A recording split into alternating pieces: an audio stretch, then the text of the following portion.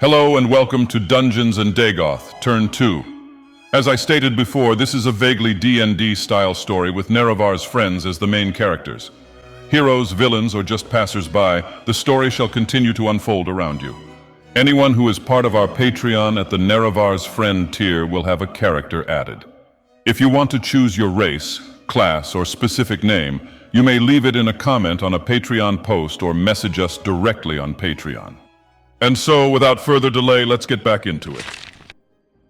Socks, the Mink warlock, looked on incredulously at the neon rush of colors on the landscape below them as the walking island of an Ornax slowly rose out of the former Sea of Spirits and onto the poor forest landscape to the north. "Plague, this is a bad idea," Socks said. "Oh yes, terrible, a horribly bad idea, one that will ruin everyone's day, but it'll make ours, ha-ha," weird little Plague Possum said, throwing his little white kobold arms into the air in excitement. Socks frowned. "That's not what I—" The kobold malefactor shushed him and dropped to one knee, placing his hand on the Ornax's back.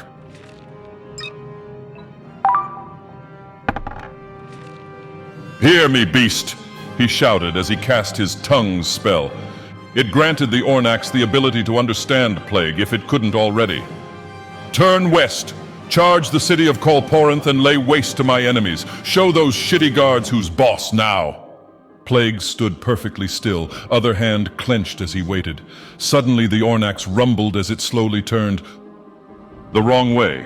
The poor forests below were trampled like weeds as the Ornax began stomping towards the Dragon Spine, a large mountain range to the east that marked the border into the much colder tundra. "No, no, no, no! Kolporinth is the other way, stupid beast!" Plague shouted, beating his fist against the Ornax's back. He might as well have been a flea biting a dragon. Socks shook his head and said, "Well, that honestly went better than I was expecting." "You think this is funny?" "A little," Socks said, giving a slight smile.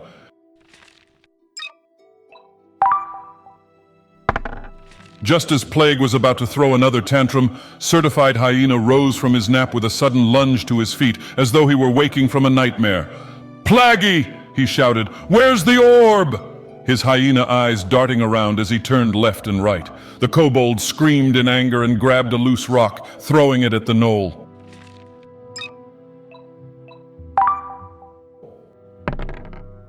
The small stone bounced off the hyena's skull with a loud crack sound.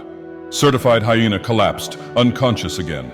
Plague nodded his head, as though his random act of violence somehow placated him. "Now turn around, beast, go the other way. I awakened you, now do what I say." The small white kobold continued to stomp his feet and bark orders at the indifferent Ornax. "I don't think screaming like a child at an ancient creature that's probably older than our civilization is going to work." The kobold gritted his teeth and made a final sigh. "Fine, you do it then." Socks raised an eyebrow and looked down at the spot he was standing. Could the beast even hear them from its back? Did it care? "Excuse me, giant one, can you hear us?" Socks seemingly received an answer in the form of a rumble, or a grumble of sorts. "Could I kindly ask you to turn around and go the opposite way?" The Ornax came to a halt so suddenly it knocked Socks off his feet. Okay, that sentence was a bit odd. What I mean to say is it knocked him down. An Ornax with socks would be weird. Anyway. The Ornax rumbled again, its head tilting upwards slightly as it began speaking in a very deep, booming voice. "The fish speak." Socks and Plague looked at each other as the Ornax fell silent, both surprised and confused at the response. "We aren't fish, but I am your master now! Do as I command and march on Kolporinth!" Plague shouted, prompting a scowl from Socks. "No. Fish do not bid the earth to move."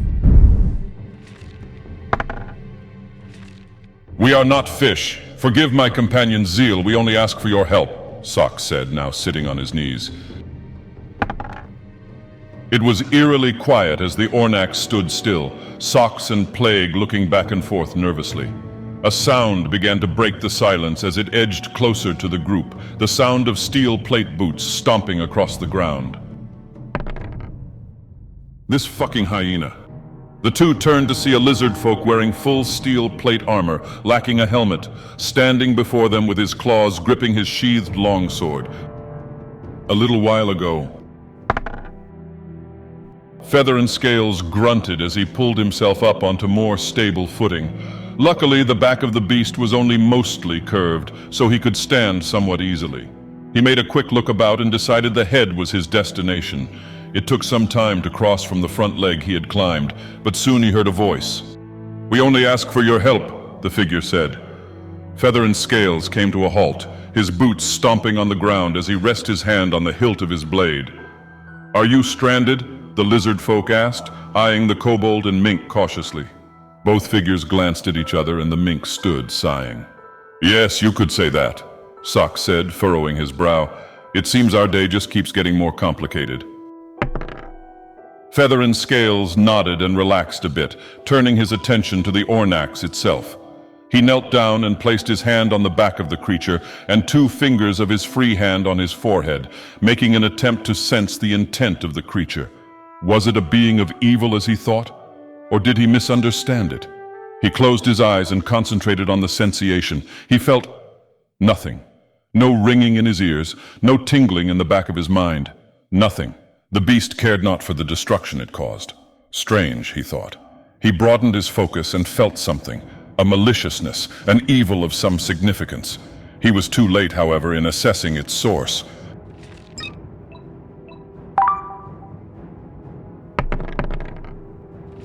Feather&Scales opened his eyes as a dreadful malediction was cast upon him by plague. Bad footing. He felt his balance tilting on the already uneven surface of the Ornax's back. Sock's Mink was now adjacent to him, wielding a sword that dripped with cold, malicious energy, almost whispering its intent to murder him. Somehow he hadn't noticed it before.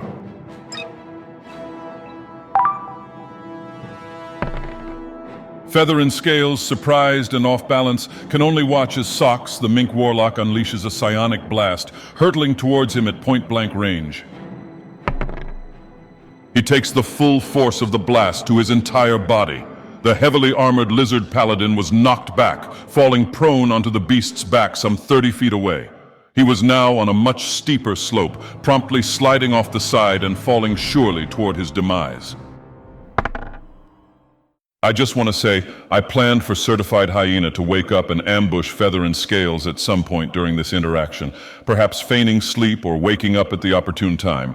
But no. Every roll failed that damn knoll. I gave him extra rolls. I gave him extra rolls.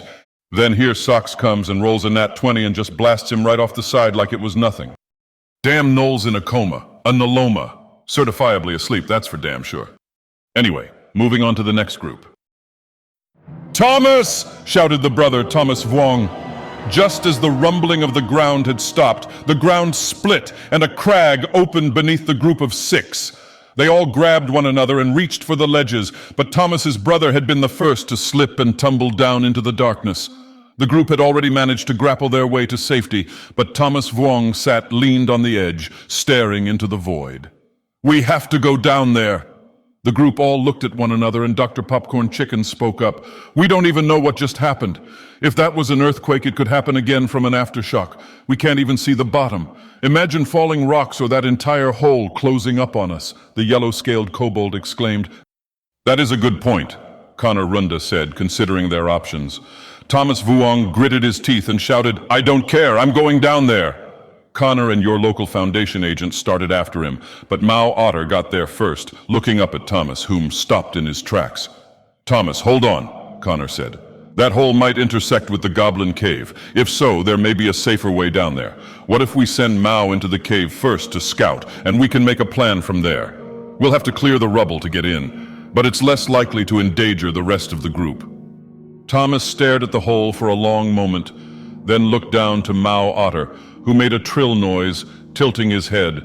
Thomas sighed. "All right, fine, we'll do it your way." Your local Foundation agent made an almost squawking sound, walking over to the hole with the newest window slat he had procured. He looked back and forth, in a very sudden motion, the curiosity of his avian nature coming out. "What are you doing? Gonna try to steal a shiny pebble from the poor hole now?"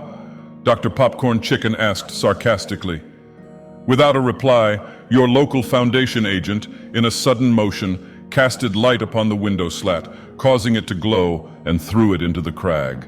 The group watched as it descended deep into the hole. Deeper it went, deeper.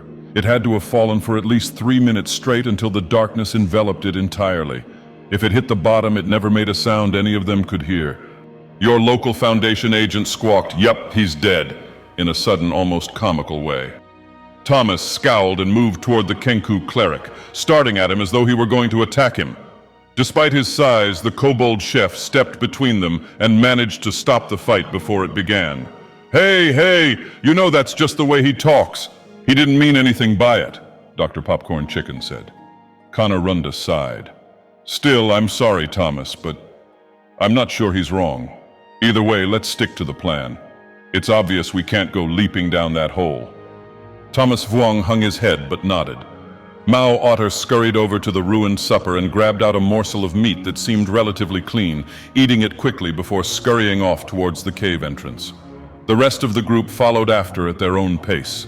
None of them would be able to enter, but they could begin clearing the entrance while Mao scouted ahead. Otter climbed up the large rubble pile and looked all around the debris, finally discovering a small crevice he may be able to slip through.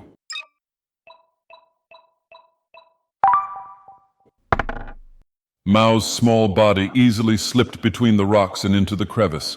It took some time for him to worm his way through the gravel and small pebbles, but eventually he popped out of the other side. It was quiet and too dark to see, but he could move. He felt along the walls with his little paws, finding his way slowly. After some minutes, he found a large wooden gate left slightly ajar. Inside, a faint orange light flickered, illuminating just enough for Mao to see a shadow of a figure standing in the middle of what appeared to be a large chamber. Mao took a deep breath, grabbed a bottle from his belt, and rushed inside.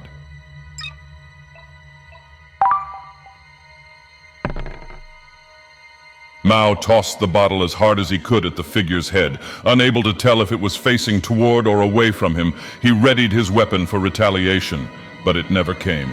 The bottle smacked into the head of the figure, an audible stone crack resounding in the room as the head fell to the ground and crumbled. Mao was stunned. He stared for some time, lighting a match as he crept closer. It was a goblin. It had been turned to a very brittle shale stone. Mao felt concerned, but recovered his bottle and placed it back in his belt.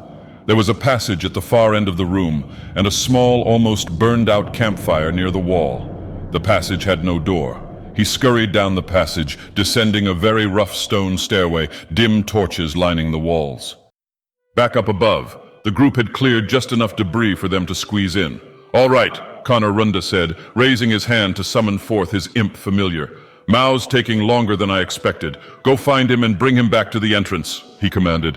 "Yes, master," the imp said, leaping into the newly made entrance.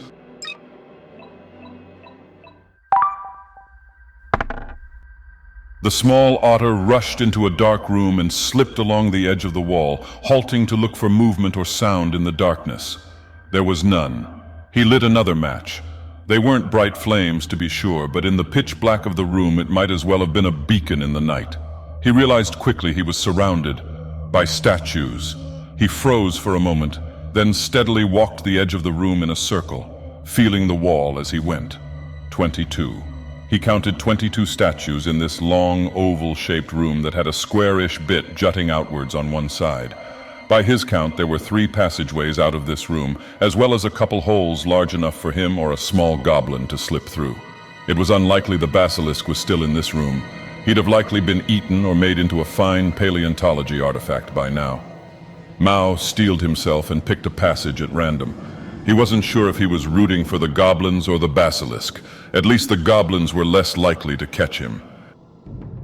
Deeper in the cave, several goblins sat on their knees, staring up at the giant goblin head that floated about, eyeing them one at a time.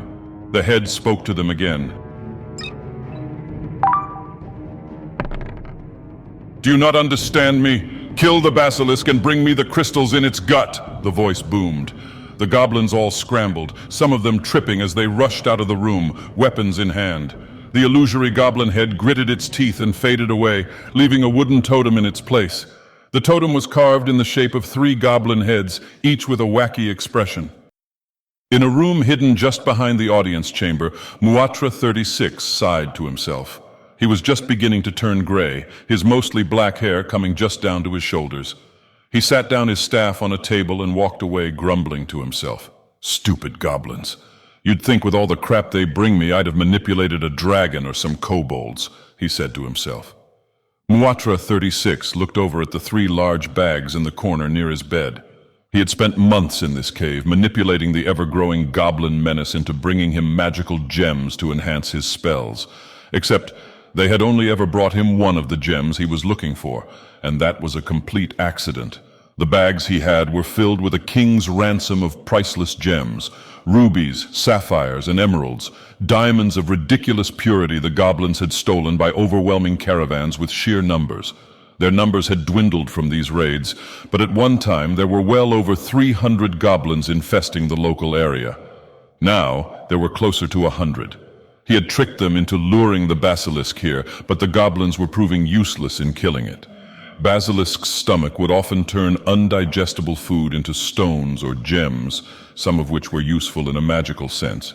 If this basilisk was the right breed, it may contain some of the gems he was looking for. But they're useless. All they do is shit. Fucking play that God's damned music all night, he shouted, louder than he meant to. Deadbeat Ronin stood near the edge of the forest fissure, looking down at the lichen that had been his wife mere moments ago. A rush of thoughts went by in his mind as he watched her struggle. He should flee. He should throw something at her, knock her off somehow. He knew she would just come to kill him again. Rocks crumbed and fell as she clawed at the cliff desperately.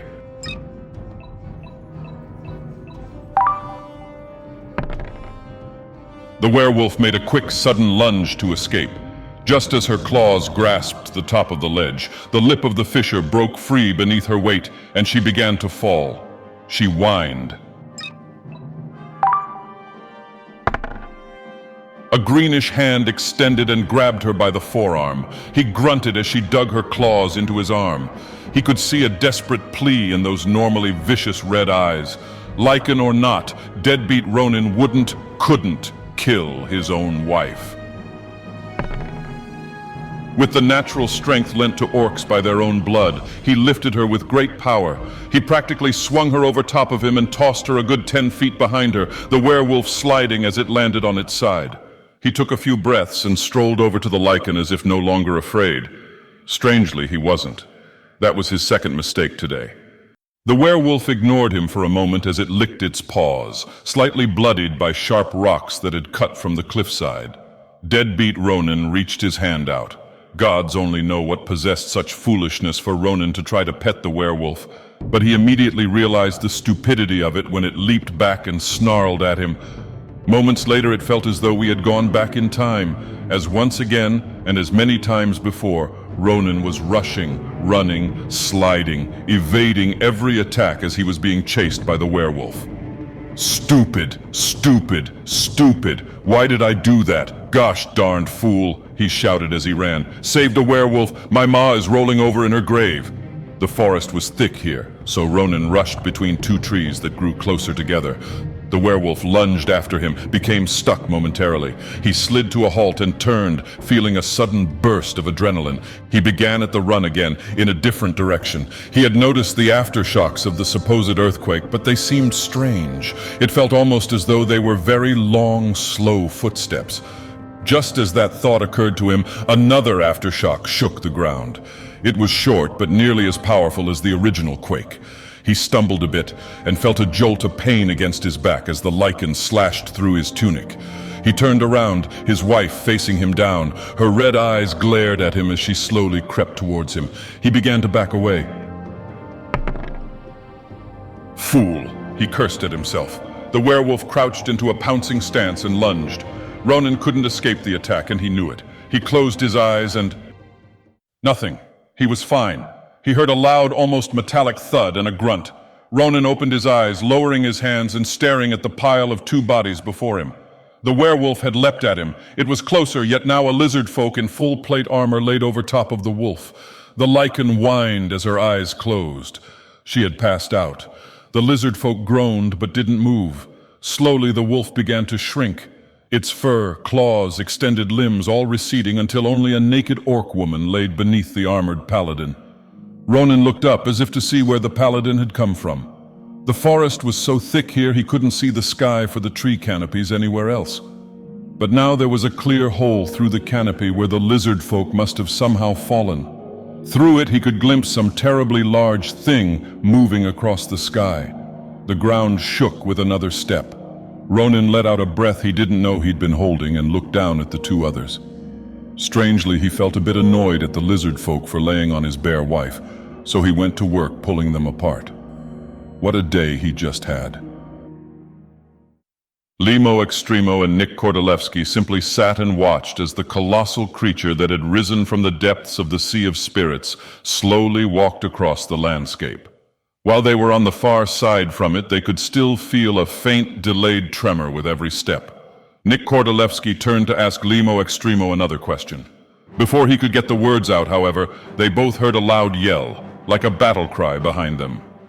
They both leaped up from their spot and turned to see a large, crimson-colored lion leap from the bushes and trees into the small clearing behind them. They both readied their weapons, Nick with his glass bow and Leemo with his fine steel sword. The red lion, however, paid neither of them any mind. A large crab, the size of a small cart, scuttled out from the bushes. Atop it sat a smaller crab, wielding a bird-bone staff and a crown perched on its top. The crab's name was Sheogorath.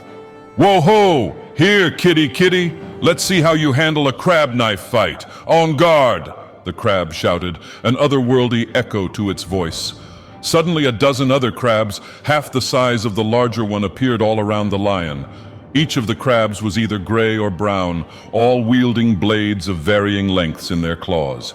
The crabs clacked their claws as they grew closer to the lion. Leemo and Nick slowly looked at one another, a look of pure confusion on their faces as they turned back to the scene. The large cat, known as Yttlion, ignored the smaller crabs, leaping towards Sheogorath. He was blocked by the larger crab's claw, unable to get at the warlock crab upon its head. "Oh ho ho, bad kitty," Sheogorath said, waving his tiny staff. He cast a witch bolt at Yttlion, a blue lance of energy crackling towards the large cat. Yttlion ducked as the bolt passed by, striking one of the small crabs, causing it to drop its blade. Sheogorath beat his staff against the top of his crab mount. "Huh, I really need to get this thing checked out," he said. 5 of the crabs all charged sideways at Yttlion, attacking at once with blade and claw. Yttlion moved with the deftness you'd expect from a cat. Only 2 of the crabs hit their mark. One stabbed into Yttlion's right shoulder on their forearm, and the other grabbed Yttlion by the tail with its claw, shearing off both skin and fur as Yttlion pulled free of it. The crimson lion roared in pain as the other 7 crabs either kept clacking their claws or started fighting each other with their knives.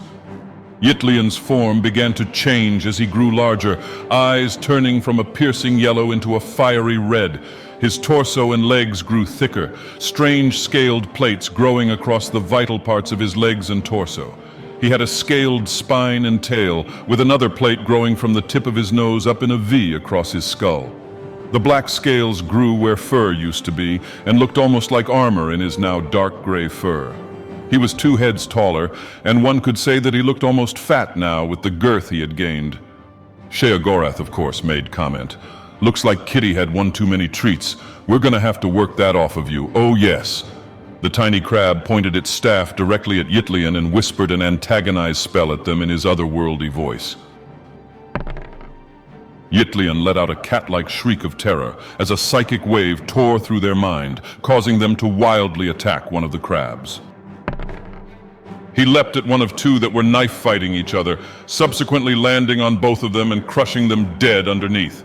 "Whoops, wrong spell, right, I'm always forgetting that one does this and this one does that. Oh well, maybe it's time for the fish one. No, wait, cats like that one, or do they hate it?" Sheogorath pondered at himself, paying little attention to the 2 rangers sneaking up on him. When Nick Kordelewski and LeemoExtreemo saw the Crimson Lion transform into a different bestial form, Leemo realized Yttlion was a druid. They both crept up behind the distracted crab, certain whatever its goal was, it couldn't be good. Leemo carefully lined up his sword with the mount crab's leg, and struck at the same moment Nick fired a precision shot at the tiny commander crab upon its head. The moment the arrow struck Sheogorath, he screamed loudly, "By the three holy soaps, why do I keep getting hit with sharp tree toddlers?" His mount's leg was sliced clean off and began scuttling away from the scene as fast as it could, leaving them behind. The tiny Sheogorath stood now in the middle of the group of knife-fighting crabs, just below Yttlion, who scowled at him. Good kitty! Crustaceans! Raise your knives and shave the cat!" Sheogorath shouted, 4 more of his crabs charging at the gray armored cat. One crab blade met its mark, stabbing between the scales and getting a shriek of pain from Yttlion. 2 others missed them entirely, while the last made a hit that merely bounced off their scales. Yttlion lunged at Sheogorath, mouth open, and swallowed him whole. The crab screamed muffled words all the way down, something about a witch and some furniture. Nick took his bow and fired a shot that went clean through 2 crabs, Leemo cutting down another with his sword. At this point, the crabs were either all dead or scuttling away. Nick looked at Leemo and gave a laugh. "What a strange world you have here, friend. I'm sure we'll fit right in." Leemo shrugged and sighed. "Not the best first impression, no. I still don't know what the bloody hell that thing is either," he said, all 3 of them looking toward the Ornax trotting across the landscape. "But it can't be good." It was dark, pitch black.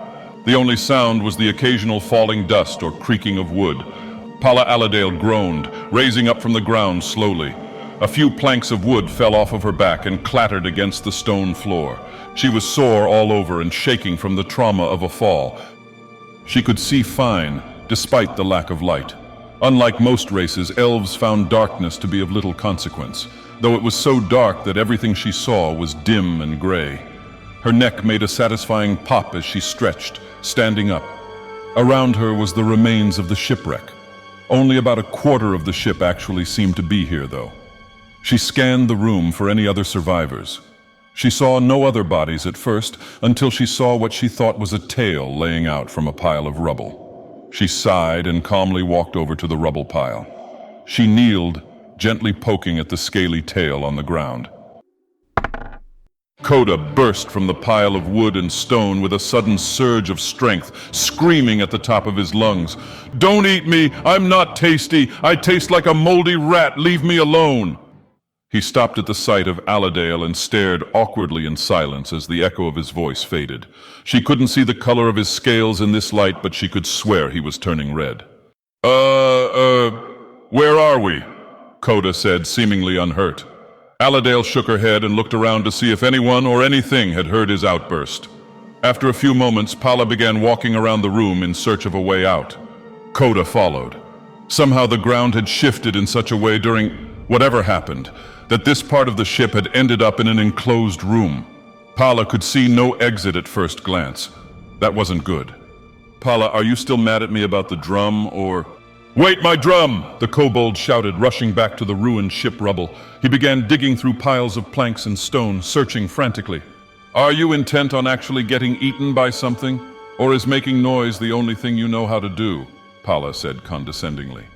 The kobold stopped for a moment and looked around, scanning the room again. "There's nothing in here, Pala. My people live in caves most of their lives. I'd know better than some frail windsong girl like you," he declared, resuming his search for his drum. Pala chose to ignore him and ran her hand across the stone wall, feeling for some sign of a passageway that may have collapsed. It was no use. There wasn't any sign of anything but solid rock. How then had they gotten in the room? "No!" Coda shouted, sitting down with his drum in hand. The skin top of the drum had been ripped and several chips of wood had been broken off the edges. Coda looked as though he were going to cry. "Coda, we need to find a way out of here," Pala said. "Just leave me alone," he said, staring at his ruined instrument. Pala sighed and sat down next to him, snatching the drum. "Hey!" he shouted. "Just be quiet, please," she said dryly, taking out a needle and thread from her side pouch. She grabbed a ripped piece of sail from nearby and went to work, quickly sewing together as much material as she could. In a few minutes, the drum was roughly repaired. "I can't fix the wood, but there aren't any holes, just chips in the aesthetics." "Good enough," she said, handing the drum back to him. The kobold's eyes lit up as he took it from her. He gave the drum a good few test beats. It didn't sound quite right, but he smiled all the same. "I love you!" he shouted. Pala couldn't help but smile at that. "I'll be sure to send out the wedding invitations," she said jokingly. "That's not what I meant," Coda objected, glaring at her. "Okay, geology expert, how do we get out of here?" Pala said, crossing her arms. Coda nodded and hopped up, surveying the room again. He approached the far wall and touched the stone, feeling the texture. Bedrock. We need to find a weaker wall or it would take too long to burrow through. Suddenly the wall he was touching warped and extended outward, forming a long passageway wide enough for 3 people.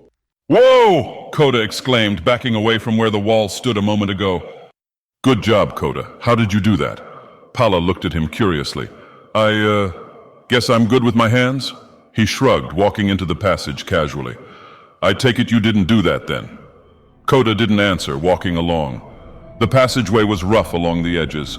Some parts of the floor were dirt or other sediment, but the parts that were stone were strangely smooth, like a marble floor in a castle. The two walked along the straight passage until they happened upon another figure emerging from the dark. They both stopped and watched as the figure approached. From the dark appeared a bipedal opossum beastfolk about the height of Coda, wearing chainmail fitted to his size with miniature plate pauldrons and a leather belt. He had a shapely helmet and a short sword sheathed at his side. "Sir, madam," he said, nodding his head. "My name is Sir Legalzone, Knight of the Order of the Opossum. Tell me, do you know where we are?" Coda stared incredulously at the opossum for a few moments, then burst into a laughter that echoed all through the caves. "Order of the Opossum? Are you telling me you have a bunch of trash rats in cupboardware trouncing about fighting dragons?" Coda mocked. "I'll have you know that our order is a prestigious one," Legalzone exclaimed. "At what? Being trampled by carriages? Speak another ill word of the Opossum Knights and I shall duel you for my honor, you dirty gecko." Legalzone let his paw rest on his sword. Before Coda could antagonize him further, Pala spoke up. "Our ship wrecked down here when that creature rose up above. You?" she asked. "I was taking a swim, though I didn't see the creature you speak of since I was fighting to not drown." "You were swimming in chainmail?" Coda asked. "I am an excellent swimmer," Legalzone stated proudly. "As it seems we are all lost. Let us explore together. We are more likely to survive this strange place as a group." Pala nodded her head in agreement and the 3 went on their way. The caravan members and guards managed to get away during the earthquake, much to the chagrin of Maxwell Farris, whom continued to complain. They had moved as much of the loot to the undamaged carriage and caught one of the horses that had broken free of the first, using the rear carriage to transport their ill-gotten gains back to their base. "Are you certain we shouldn't go after them?" Maxwell asked again. "No survivors means no stories, Maxwell. Legends keep people respecting the Bandit King and his allies," Jameson Trauger said, referring to himself as though he were a storybook character. "Besides, what are they going to do? Assault the city to get back some trinkets and slaves? I think not." Gothzilla sat on top of the carriage, her black lizard tail hanging down between Jameson and Maxwell as they drove them onward. "That would be quite the foolish gesture indeed. However, Maxwell does pose an excellent point. Whilst your legend grows, purveyors of valuable goods to our vast kingdom grow scarce due to their unlikely survival, let alone profit," Gothzilla said in her posh way. "I get your point, but couldn't you just say, 'Merchants are scared of me, Gothzilla?'" Jameson said, annoyed. "No," she replied, as short as she'd ever been. The carriage came to a sudden halt in front of a roadblock. Jameson had been distracted by the conversation, him and Maxwell barely holding onto their seats. Maxwell nearly dropped his abacus. Gothzilla sat still, somehow unbothered by the sudden jolt. She sat still, picking at one of her black claws. The earthquake had tore up part of the landscape here, forming jagged lips and rubbled stone in the road. The blockage was nearly 4 feet tall, too much for the carriage to cross. Jameson looked over the golden-grassed landscape, scanning for how far it went. Juno Hoslow, Sanguine Knight, stepped up next to him from seemingly nowhere, staring off where Jameson's eyes went. "What about you, Juno? Does my queen also think we should chase after those merchants?" Jameson asked. Juno remained silent, scanning the landscape. "Why do you bother asking? You know you won't get an answer," Maxwell said while calmly fiddling with his abacus. He counted the worth of the cargo they carried over and over again, as if he might have miscalculated after the 8th time he'd done so already. "The Valkyr will speak when she has words worth your ear, my dear Maxwell," Gothzilla chimed in with a smile, flicking her tail at the elf wizard. "The only person she has ever spoken to, supposedly, is Jameson, and I've surely never heard it," Maxwell stated. "Then I suppose she doesn't find you entertaining enough to speak with, my droll accountant?" Gothzilla said with a laugh. Maxwell squinted at her and went back to his abacus. Everyone fell silent, relaxing on the carriage as Juno and Jameson scanned the landscape. "Juno," Jameson said, the Sanguine Knight turning to face him. "Which way did they go?"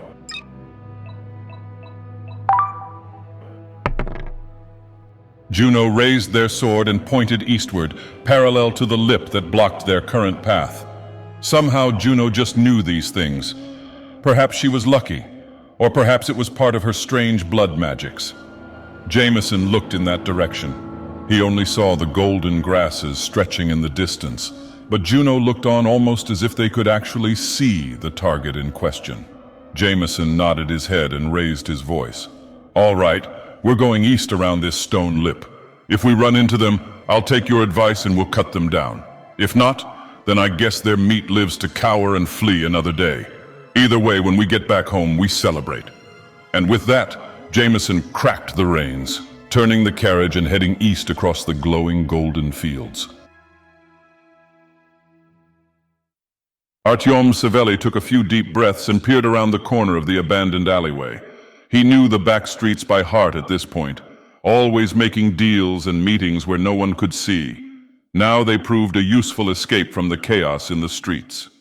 Officially, he was still a town guard, but it was unlikely anyone would notice him slip away from the slaughter in the streets. After all, everyone had been running in a mob away from the market in all directions. That earthquake had knocked over many of the stacked crates and boxes that littered the alleys. Several passages were blocked, either partially or completely.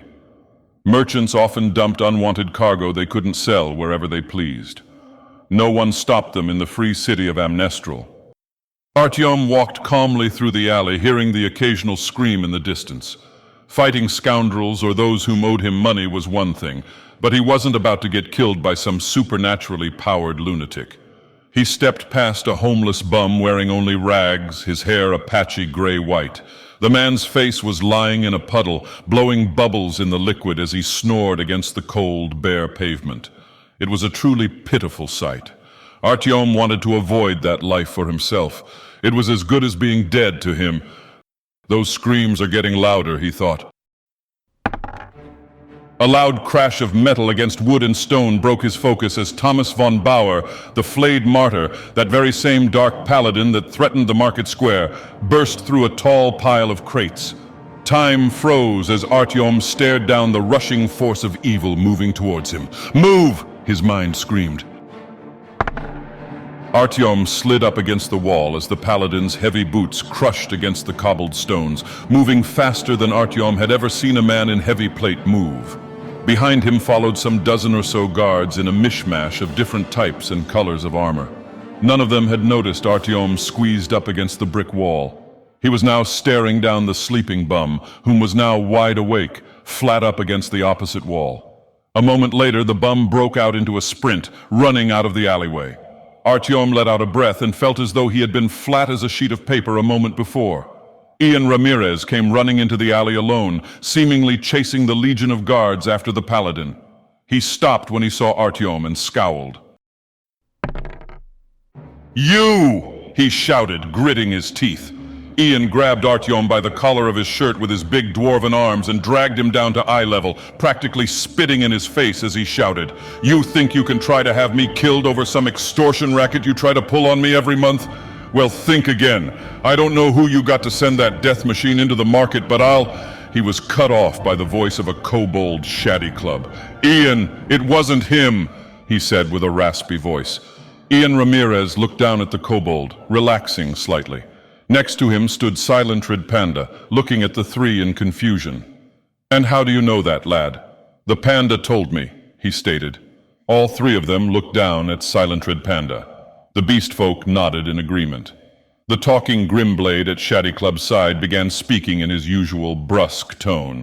"Do you trust every single creature that looks at you with pleading eyes, you stupid half-witted drakespawn? If that's the case, perhaps we should go find that paladin and lay down our arms. I'm sure under that ghost-white mask lies a heart as gold as his armor, complete with the spirit of human kindness, you shit-for-brains basilisk." Shaddy Club gripped his blade a bit tighter and shook his head, raising it so he could talk directly. "Mr. Grim, do you sense any evil intentions from our panda friend here?" His grim blade sighed and focused on Silentrid Panda. After a moment he replied, "No, I don't. But even good people lie, especially good people who think—" "Then it's decided," Shaddy Club interrupted. "Silentrid Panda is telling the truth," he declared. "Like a fire skink hiding in the dirt you are, Shaddy." The Grimblade grumbled, finally letting it go. "Fine then," Ian said, releasing Artyom from his grasp, "but I'm tired of you trying to extort me. I don't much feel like leaving this alone, so we're going to figure out what that was all about." "You're coming with us," he declared. Artyom scowled at him and took a step back. "And what makes you think—" Ian reached to grab Artyom, but he was ready this time, slipping just out of his reach. Ian pointed at him and shouted, "Listen here, you thief. I'm going home to get my hammer. We're all meeting at the docks in an hour. If you're not there, I'll find you. Oh, but I know you're sly and slippery and all that, especially being a guard yourself. You'll be thrilled to know the Duke owes me a favor. So either you show up to pay me back, or I'll have him throw you off the tallest building in the city. You'll be at the docks. 1 hour, the dwarf said, marching off in a huff. Shaddy Club and Silentrid Panda followed after him. Elsewhere in the city, a burning head rolls across the cobblestones as Thomas von Bauer runs by, the body of a guard falling to the ground. He stops, the spirit of the body quickly flowing into his mask. "I must find the answer, but it isn't here," Thomas said to himself, his voice echoing from within his dreadful armor. In a moment he was surrounded by guards clad in all sorts of armor. Several of them wielded spears, some swords. Thomas von Bauer, however, was not concerned. With the flick of his hand, he summoned forth a behir into his plane of existence to act as his steed. The guards scattered around the huge blue monstrosity, some fleeing, some falling backwards as they looked on. He mounted the snake-shaped creature, its 12 legs moving in tandem as it leaped into the water that surrounded the city. Quickly it carried the paladin away from Amnestral, towards his next destination. The paladin looked down at the yellowed glow of the subsurface plants in Amnestral's natural lake.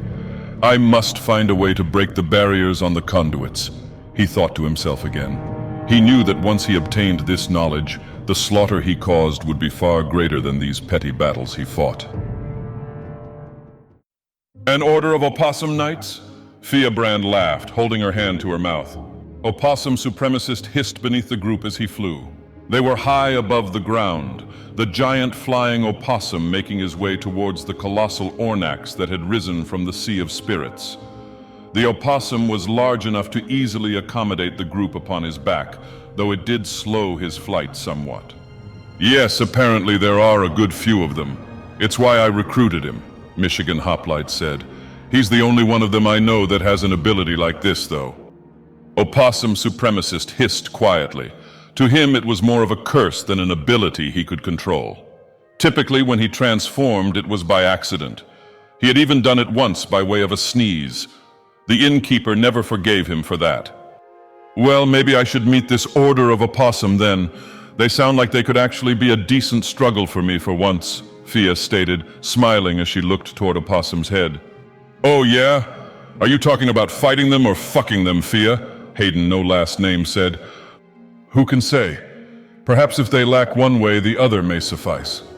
She gave him a playful smile as he glared at her. Harlot, Hayden said under his breath. Hey, that's mean, the little green kobold E. Miller said to Hayden. Hayden shrugged. Nah, not to her. She likes being talked down to. It's why she prefers to challenge anything that might be able to kill her. Or am I wrong, Fia? Hayden shot her a glance. Are you making a pass at me, Hayden? Oh, why? I never expected you to be so formal, Fia Brand said sarcastically, fanning herself with her hand. Hayden scowled and rubbed one of his horns, mildly annoyed. The tiefling paladin turned away and watched the clouds go by as they flew. Well, anyway, Michigan Hoplite continued, I doubt you're serious, but according to a Possum supremacist, the Order rarely convenes all at once. Usually they pass things on to one another by meetings of happenstance, so you'd be hard-pressed to challenge the whole Order at once. E. Miller looked down and tugged on Opossum's fur, thinking, though I don't think you want to challenge our Opossum, he said, looking up at Fia. He'd probably just sit on you. Fia frowned at that thought. The group could feel their large mount shake a bit as a Possum supremacist let out a kind of hissed laugh. Do you think we could have a saddle made for these kinds of trips? E. Miller asked. Hayden raised an eyebrow and looked over at the kobold. And who's gonna carry it when he's not in flying rat mode? It definitely won't be me, Hayden snapped. A Possum supremacist hissed at the comment, wishing in that moment that he could snap his tail at the rude tiefling. Fia Brand rolled her eyes. I can store such a thing with magic if you wish, the Brakeson said flatly. No need to complain so much, Paladin. It's no wonder you have no deity. Others wonder how you still have powers, but if you were in my charge, I'd likely do anything to get rid of you. How does that make any more sense? Michigan Hoplite asked. Easy. His previous deity probably let him keep his powers so she didn't have to listen to him whine when he came crawling back, Fia said with a laugh. You want to find out how much power I have left, you sodden fox? Hayden shouted. Now, don't tempt me with a good time, Sir Paladin. I'd hate for you to disappoint me, Braxton said with a tease. I can't tell if you two like or hate each other, E. Miller said with a sigh. Neither can they, Michigan Hoplite shrugged. This scene continued in much the same fashion until they would reach their destination. I love warm sands, but this is ridiculous. This one's fur is going to melt to his skin, Barbas' squeaky toy shouted, following the group of dark elves. Jezz Indoril, Juralek Telvanni, and Shura, the Infinite Collector as he was titled, all pushed on through the ashen terrain. Occasional rivers of lava flowed down the volcano, having freshly burst free from a magma tube below. The group had gotten separated twice now, but were finally reunited. May this one please return to safety? He is of no use to you melted into rock and stone, the Khajiit pleaded. You're no use to me either way, it seems, Jezz Indoril stated coldly. I never imagined a self-proclaimed bard whom sings songs of the tales of adventurers would be such a coward about a little ash and dust. The Khajiit winced and grabbed his lute, strumming the chords a few times. The mighty Dunmer of old trekked across new lands so bold. He sung, strumming again. Knee-deep in ash and soot, they would find great evil afoot. In tow there was a Khajiit so sad, a coward they called him, perhaps just a tad. Jezz Indoril eyed him with a sharp glare. Oh, sorry, Khajiit will be quiet now, Barbas' squeaky toy said, shrinking away. Good, Jezz Indoril said. There he is, Juralek Telvanni said, pointing at the figure of a small Argonian on the ridge of the volcano. The figure waved for a short time, then disappeared back over the ridge. Nerevar must have found something, Shura said, raising his hand and releasing a small, spectral bird familiar. The familiar flew off the direction the figure had headed. We're following after him. Surely that isn't necessary, Juralek said, looking at Shura. Shura shook his head in annoyance. There are few things on Nirn I don't know. Here I know little. We've gotten separated from each other twice now, and that shows our ignorance.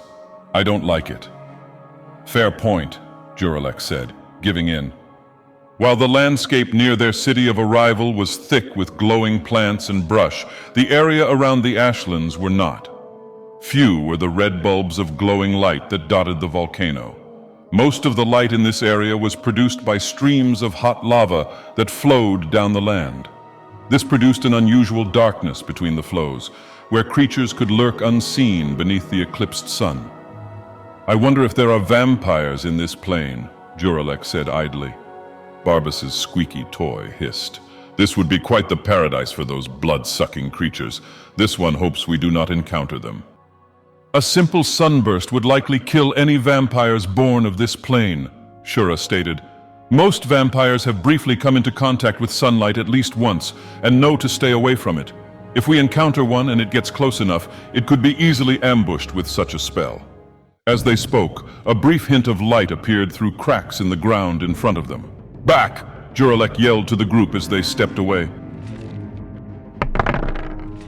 Lava burst from the ground and rained all over the area around them, a pool quickly forming where it rose.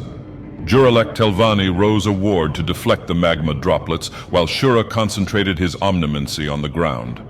Jezz Indoril stood nearer to the two Dunmer, realizing it was the safest place for him. Barbas's squeaky toy, however, panicked.